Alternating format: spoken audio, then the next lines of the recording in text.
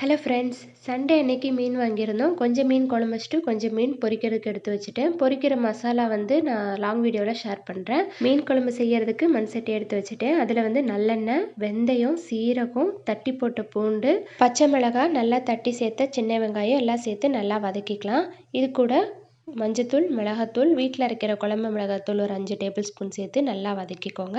ஒரு 2 நிமிஷம் வதக்குனதுக்கப்புறமா இஞ்சி பூண்டு பேஸ்ட்டு, கருவேப்பிலை, தக்காளி, உப்பு எல்லாம் சேர்த்துட்டு நல்லா எண்ணெய் பிரிஞ்சு வர வரைக்கும் நல்லா வதக்கணும். தேவைப்பட்டால் கொஞ்சமாக தண்ணி சேர்த்துக்கோங்க. அதுக்கப்புறம் புளி தண்ணி சேர்த்துக்கலாம்.